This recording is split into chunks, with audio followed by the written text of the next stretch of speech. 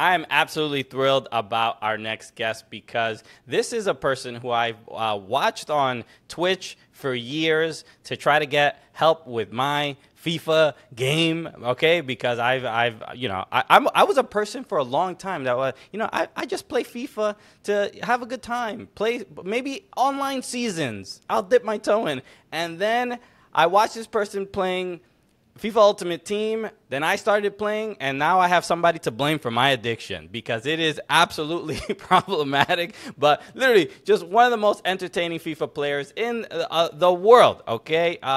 Based out of Chicago, works with Manchester City, works with the Chicago Fire, also was the first female eMLS representative that represented a team. Absolutely honored to have a friend, okay, finally on the show. Give a big round of applause for Kacee Anderson. Kacee, what's up?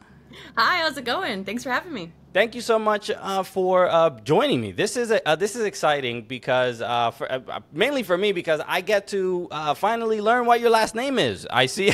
This is great. You are CHI Kacee to me.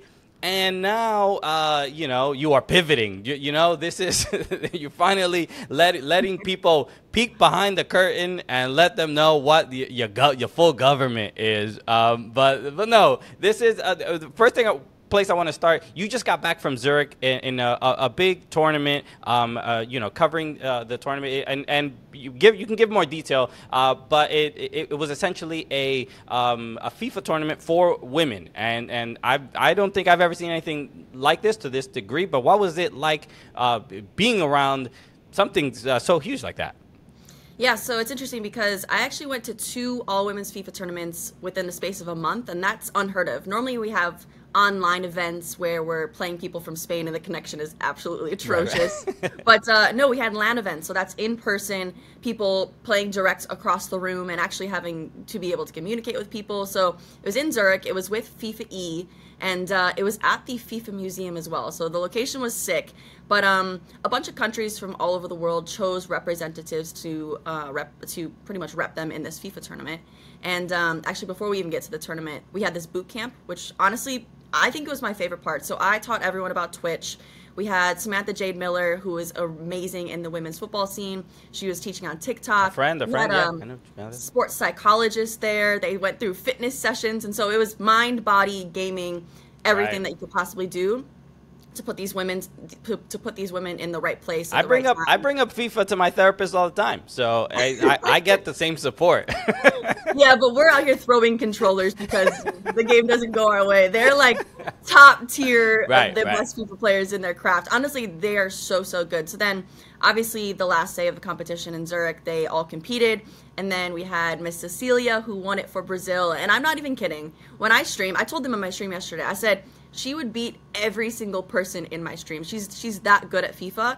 And it's just good to see because they haven't had this platform historically. And so it's great that FIFA is putting them there. EA is doing a really great job. And we're seeing more and more esports organizations actually sign women to their clubs as well. So it's just been a blast. And then I got back Saturday, and it's been fun. It's great. Look, and I've been watching you on Twitch for a long time, and can you speak a little bit to just in the time since you started to sort of where we are now? Because I think from watching your rise and following along with it, you and your community kind of fostering a place where not only can women play, but play FIFA, which is like, there is. I wish there wasn't the hurdles, the dumb comments. It exists, but there's a certain level of normalization. Don't know how to say that word, but that's happening now, where it's not weird to just have women playing FIFA, which is like, it feels like such a caveman brain to even sort of have this conversation, but it's still something that we have to fight. Yeah, I mean, when I started peak COVID, so what is that, 2019? I've been doing it for 3 years. I could count on one hand how many women were streaming the game. And so that to me blows my mind. Yeah. It's 2019 and there's not even women playing the game in public. But that's because the backlash that we got in the beginning, and we still get, right, but it's a little bit less now, was just so controlling and just had such an adverse reaction that, like, when you pick up a controller and turn on your webcam and you're getting that type of reaction, why would you even want to do it? So you're just going to play behind a screen, and you're going to make sure that your username doesn't sound like a girl, because then you'll get messages. Yeah. But it's getting better. And I'm not going to say that when I post a video on Instagram, do I not get coffee emojis with women next to them all the time? Of course I do. But there's more and more of us doing it. I would say that it's increased by like times 10. So you might say that that's still not that many. We have a long, long way to go. But there's so many more women doing it. And the 2 women that were chosen for US are actually super new to the scene as well. And so it's important to bring up the people, even though they might not have that many followers or that many viewers. It's putting them in those positions to, you know, get the spotlight and hopefully grow from there, and then inspire even more people to play the game as well. It's exciting. I mean, we had Maria Sanchez of the Houston Dash, and obviously NWSL is now in FIFA. But I just spoke to her last week, and she was just talking about how, you know, she doesn't pull any punches when she's playing FIFA. What I like is seeing some of the toxicity from my male peers in women now within FIFA. So to me that is equality. We can both be sort of awful to each other at the game and talk a lot of trash. So it's nice to see. All right, I support it. Absolutely. I mean, if you gritty on me and you're a guy, I'm going to gritty back on you. So I'm totally fine doing that at the end of the day. All right. We'll get back to FIFA. I want to talk Manchester City a little bit because, again, since I've known you, Manchester City, you bleed blue. You know, I'm not a City fan. I'm an NYCFC fan, so we work in the same building. We're in different departments, but Manchester City winning the treble, and you got to be there for that as well, right? Yes, I was in New York for the watch party, but not in Istanbul. Okay. So, but clearly, you know, you've been to that, yeah, plenty of times. I'm working with Manchester City. I mean, look, I think completing this treble. The bigger question is like, what does it mean to you? But the game against Inter Milan was like, it felt like if it didn't happen this time, it would have been them winning. To me, wasn't a surprise. It was if they would have lost again after years of heartbreak in Champions League, would have been really difficult. But yeah, well, how did you take in all that? Yeah, I mean, I guess I'll start off looking backwards, right? 2 years ago, we lose to Chelsea, absolutely devastating. We should have won that. At the end of the day, we should have won that. Yeah. Everyone anticipated us to win that. Then we lose to Madrid last year, and I'm not even telling you. Last year, I had my tweet ready to go, celebrating that game. Like, I took a selfie. I was ready to go celebrate the win against Madrid. We lose that, right? Again, devastating. I actually cried that day. This year, we beat the hardest team, which is Madrid, arguably the hardest team, and then we have Inter. I was more scared for Inter because that's just sometimes what City does. Like, we bottle it in these biggest chances. And so if we were to lose that, I was telling everyone, I was like, I don't know if we ever win it. I don't know if we ever win it because I'm afraid that Pep leaves. I'm terrified of all of the things the Yaya Toure curse is real. It all feels too. Yes, exactly. And then we also don't know how long Haaland's going to be there, and so he's our secret weapon that we haven't had in previous years. Right. And so it meant everything. Also, just due to the fact that anytime I'm in an argument with another Premier League supporter, they're always like, "Where's your UCL? Where's your UCL?" So like, this was the moment to be like, "Here it is. We have one." Now I get now you only have one, but still. I am so happy. Look, Kacee, I'm an Everton fan, so I'm just looking at you like, hey, it's cool that we're still here, right? Still in the same league. Pretty dope.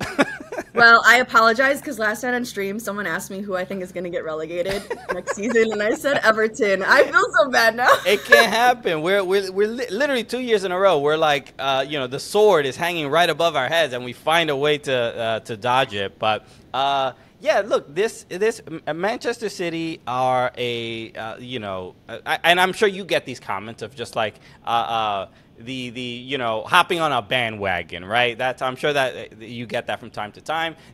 What did it for Manchester City for you? What was the thing that drew you to the club?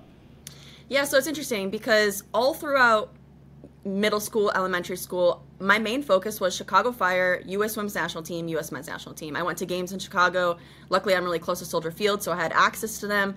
But I never really had a connection to any type of English football. But then I go to college where there's people from all over the world, and they already knew that I liked watching football. And so they're like, how are you not watching the best league in the world? And I was like, best league in the world? Like, tell me more. And so I started watching it casually, and then I'm the type of person that when I like something, I like obsess over it, and I do research and I do all of that. So that's what I did. And so I started looking into every single team, and then I'm like, who is this Pep Guardiola? I've heard his name, like Barcelona, like all of this stuff. And then I'm so weird. I'm actually so weird. I started reading a bunch of articles about him, and I was like, this man is literally a genius. And so then I started watching them play more and more and more, and then I was like, Yaya Toure, Vincent Kompany, like they're so cracked. And so it was kind of like a puzzle piece, little pieces coming together that made my fandom. And then I'm like, my favorite color is light blue. So honestly, every single piece of it fit together. I love it. Yeah, because a lot of times it is one of those things where people will suggest you're just hopping on the winning team. But then it's like, but I love the innocence of like, I didn't know at one point. I didn't know who Pep Guardiola was, but it's like for Americans, it's like, oh, okay, he's won how many leagues, how many whatever. He just seems like a guy that gets on all fours in the technical area, and then you realize this guy is also a genius, and that's what it is. Like a lot of these brilliant managers are also the weirdest people you will ever probably meet. I'm curious about, because as an American Everton fan, what tends to happen when I go to England, when I go to Liverpool, people are generally pretty welcoming. They really love the fact that Americans are into their club that they've been obviously supporting since they were children. What's the Manchester vibes like when an American woman is there supporting their club? Yeah, I think it's different for any type of woman going into a football game. You're going to get a good reaction most of the time. But everyone's been super, super nice. Plus, I had done stuff online with them because I signed as a content creator before I even went over. And so I went to my first City game, and I walked out of the tunnel because I was doing just some sideline coverage, and someone goes, Case! And I was like, I know they're not talking about me because I didn't feel like I had that type of statics. But it was really, really cool. I had a couple people recognize me and take pictures and stuff like that. But everyone's been super, super nice. And I mean, because at the end of the day, everyone who's in that stadium wants to be there and they're excited to be there. And they just want more people to join them in that excitement. And obviously, we win a lot as well. And so we could celebrate together. And it's been really, really great because I've been there since I've signed like 5 times, and so I've been to quite a few games, both men's and women's side as well. Awesome, yeah. Alexis is my co-host is not here right now, but he is an Arsenal fan, so he was not too happy with the winning a lot by Manchester City. You're not a big fan of that. What do you say to because it was. You guys have won the league quite a bit, but the fact that Arsenal was so close, and whether you, depending on where you are in the story, did they bottle it or not? How do you feel about their capitulation? Yeah, I mean, there was a point in the season where I told my community, I was like, it's over. Like Arsenal took it. I didn't think that we were going to get it back. Obviously that changed to our favor. But no, not to be harsh, but I do think they bottled it. They had it. The majority of the world thought they were going to win it, and it crumbled. And they lost to teams that they definitely shouldn't have lost to. It's not like they had all these big teams at the end where they had to beat them. Like, they lost to teams they definitely should have beat. Granted, they've had a few injuries here and there, but at the end of the day, it's a bottle job, and it's unfortunate for them. Without a doubt. So getting back to eMLS a little bit, because I played in the eMLS like event in, this was in Orlando, I believe, at an All-Star. And it is, and Alexis and I, we've worked with the MLS, especially during COVID, hosting a lot of their online tournaments and things like that. But the fact that you were the first woman to represent an eMLS as an eMLS player, clearly the Chicago Fire, what was just the kind of experience like? I mean, I played in one sort of event, but who did I play against? I think it was the guy from Atlanta, the Brazilian guy, and it's just like they're too good. I mean, I'm decent at FIFA, but they are unbelievable. They're just the quality of play, like just getting involved in that, and then also seeing the kind of the growth of esports within American soccer. Well, how's that sort of felt to you being a part of that? Yeah, it's been really cool since I've been a part of eMLS since the second year that it ever existed. And so I actually started off in marketing for Chicago Fire. And then they soon found out that I was into gaming. And they're like, well, do you want to take on all of our esports? And I was like, absolutely. And so I signed all the players. I did the marketing for it and all of that. And then I started doing my own content on the gaming side. And so it kind of just, it was a no-brainer to kind of integrate the two. And so then obviously the Fire signed me as an official content creator. And so I worked alongside our other 3 professional gamers as well when they competed.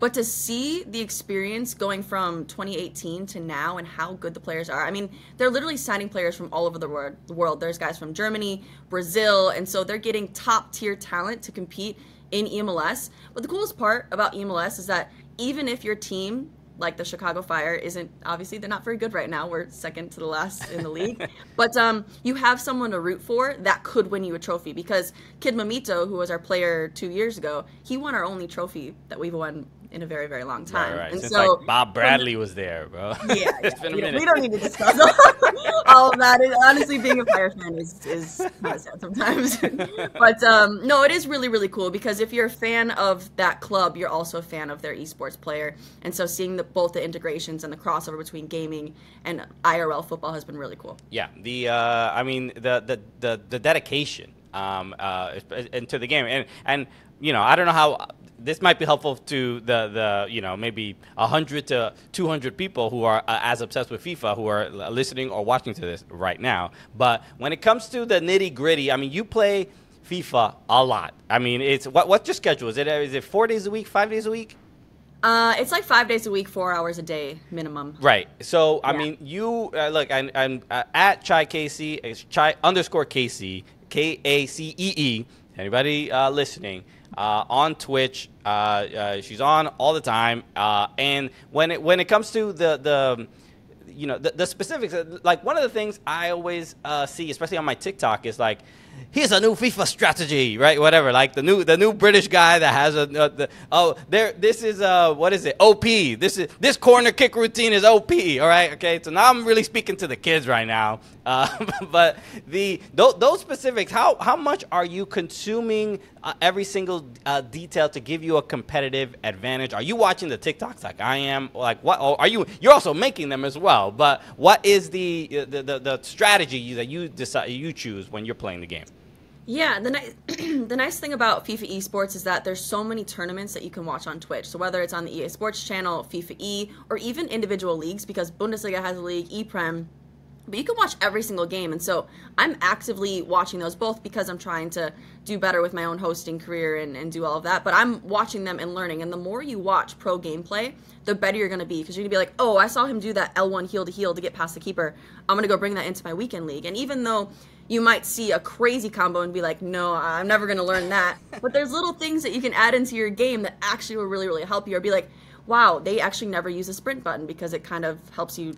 Yeah, I learned that. You gotta chill with the sprinting. Yeah. Exactly. So you watch them and then you learn and then add them into your own game, essentially. Yeah, I mean, I'm probably like 5 years too late, but I just started introducing some croquetas to my game, and okay, it's helped quite a bit. This is what, like I mentioned earlier, I play a lot of Ultimate Team, and I don't my issue is that I just don't play the game enough to get enough coins. I wish I had the money to buy the people points or whatever. I know sometimes you do giveaways. Hey, I'm right here. But the one of the things is getting the better players. I mean, if you don't have the better players, you're really not going to be able to compete. But there is a little bit of delusion that they think if they get the better players, they will then win. And that isn't correct, Kacee. Am I right?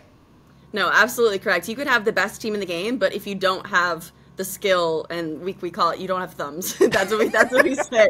If you don't have the thumbs, like, you don't have it. You could have R9 up top, but if you don't know how to use them, you're not going to win. Right. Yeah. I mean, look, I have the loan card that they gave for free.